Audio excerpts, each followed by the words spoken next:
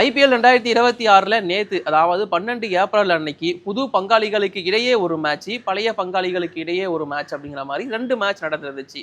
So பழைய பங்காளிகள்லாம் உங்களுக்கே தெரியும், ஆர்சிபி வெஸ் எம்ஐ. புது பங்காளிகள்னா புதுசா வந்த டீம்ஸான குஜராத் டைட்டன்ஸ் வெஸ் லக்னோ சூப்பர் ஜெயன்ஸ். 2 மேட்சை பத்தி நம்ம டீட்டெயிலாக பார்த்துருவோம். முக்கியமா ஆர்சிபி செய்த சம்பவம் அப்படிங்கிறது தரமா இருந்துச்சு. பட் கொஞ்சம் அனலைஸ் பண்ணி டீகோடிங் பண்ணி பார்த்தா அது கொஞ்சம் மோசமான சம்பவமாகவுமே தான் இருக்கு. ஸோ இது IPL decoding with Nitish. Welcome to the show. நான் முன்னாடியே சொன்ன மாதிரி புது பங்காளிகளுக்கு இடையே நடந்த மேட்ச் தான் கொஞ்சம் காரசாரம் இல்லாமல் சப்புன்னு முடிஞ்ச மேட்சாக இருந்துருந்துச்சு. ஸோ ஃபர்ஸ்ட் மேட்ச், அதாவது 12 ஏப்ரல் சண்டே அன்னைக்கு நடந்த முதல் மேட்ச் ஜிடி வெஸ் எல்எஸ்ஜி அப்படிங்கிறது.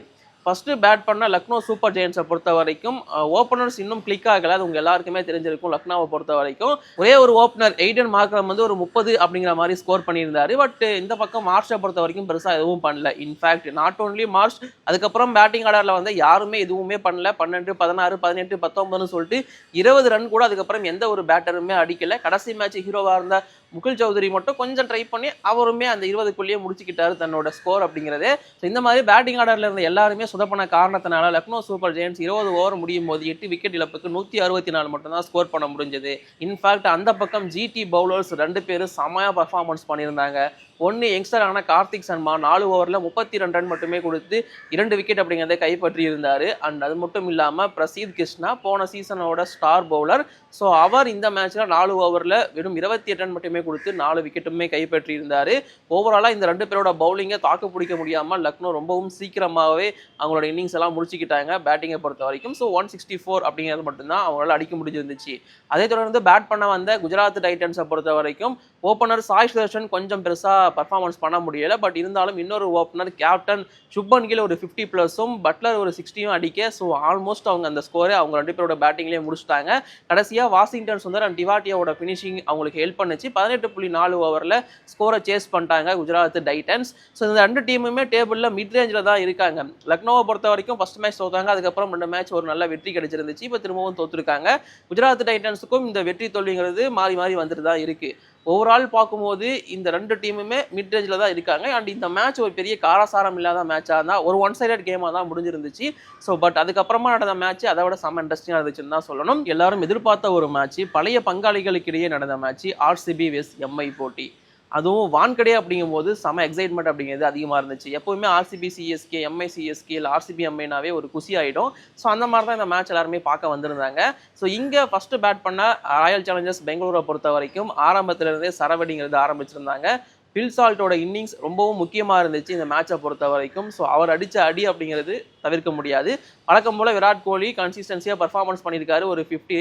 அதுக்கப்புறம் அந்த கேப்டன் ரஜத் பட்டிதர் 17 பால்ல 50. இன்ஃபேக்ட் ஐபிஎல் வரலாற்றிலேயே ரொம்பவும் ஃபாஸ்டஸ்ட் 50 அடித்த கேப்டன்கள் அப்படின்னு எடுத்து பார்த்தோம்னா ஆடம் கில்கிரிஸ்டோட ரெக்கார்டை இப்போ ரஜத் பட்டிதர் ஈக்குவல் பண்ணியிருக்காரு 17 பால்ல 50 அடிச்சு.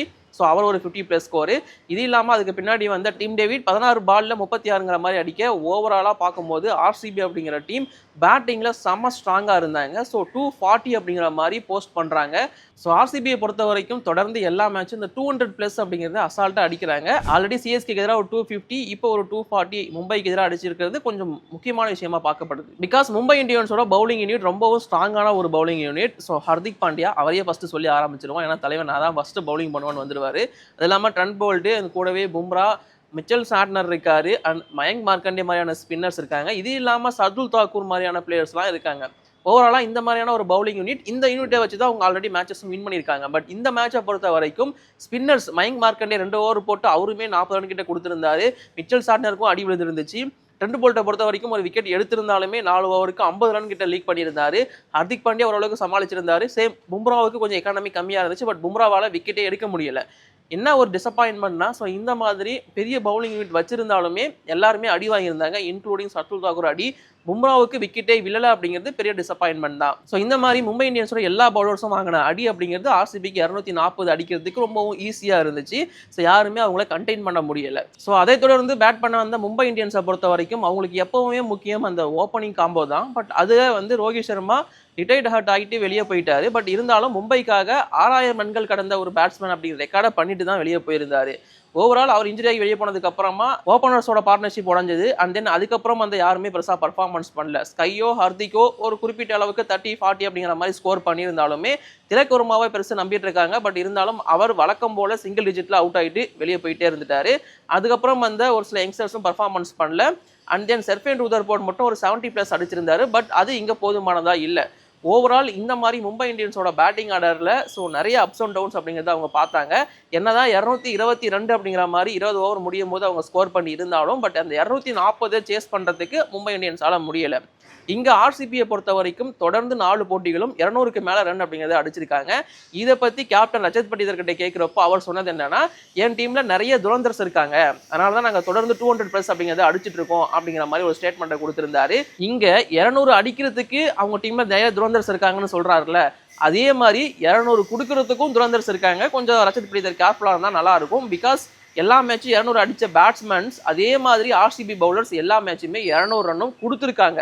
ஸோ இதுவும் அவங்களுக்கு கண்டிப்பாக ஒரு மைனஸாக தான் இருக்க போகுது. ஸோ அந்த துரந்தர்ஸ் கிட்ட இருந்து ரஜத் பட்டிதர் கொஞ்சம் கேர்ஃபுல்லாக இருந்தாருன்னா இன்னும் பெட்டராக இருக்கும். ஸோ இந்த ஆர்சிபி வெஸ் எம்ஐ அப்படின்னு எடுத்து பார்த்தோம்னா கடைசி 8 போட்டிகளில் ஹெட் டு ஹெட் ஆர்சிபி பக்கம் தான் இருக்குது. 6 போட்டிகளை ஆர்சிபி வின் பண்ணியிருக்காங்க மும்பை இந்தியன்ஸுக்கு எதிராக. இன்ஃபேக்ட் ஐபிஎல் வரலாற்றிலேயே அதிக முறை 200க்கு மேலே ரன் ஸ்கோர் பண்ண டீமாக சிஎஸ்கே அண்ட் ஆர்சிபி 37 அப்படிங்கிற மாதிரி இருந்தாங்க. இப்போ ஆர்சிபி எக்ஸ்ட்ரா ஒரு மேட்சை வந்து 200+ ஸ்கோர் பண்ணி 38 அப்படிங்கிறதுக்குள்ள இப்போ என்ட்ரி ஆயிருக்காங்க. ஸோ இப்போதைக்கு அவங்க கிட்ட தான் அந்த ரெக்கார்ட் இருக்கு. ஸோ ஆர்சிபி இந்த மாதிரி பல ரெக்கார்ட்ஸோட தான் மும்பை இந்தியன்ஸ் மேட்சை அப்ரோச் பண்ணி முடிச்சு வச்சிருந்தாங்க. இந்த விராட் கோலிக்குமே ஒரு ரெக்கார்டு இந்த மேட்ச்ல கிடைச்சிருந்துச்சு.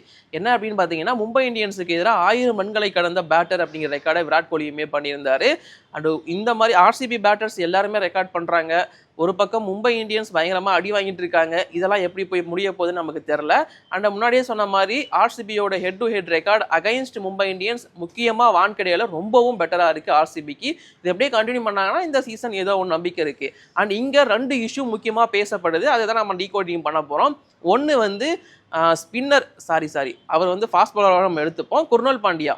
இப்போதைக்கு ரீசெண்டாக ஒரு ஸ்டாட் அப்படிங்கிறது ரிலீஸ் ஆகிருக்கு. 2025 இப்போ வரைக்கும் அதிக பவுன்சர்ஸ் போட்ட பிளேயர் யாருங்கிற ரெக்கார்டு வந்திருக்கு. ஸோ அந்த ஒரு ஸ்டாட்டை எடுத்து பார்க்கும்போது பிரசித் கிருஷ்ணா 32 பவுன்சர்ஸ், அவர் கொஞ்சம் டாப்பில் இருக்காரு. அவர் கூட ஈக்குவலாக இன்னொரு பவுலரும் இருக்காரு, அவர் தான் குர்னல் பாண்டியா.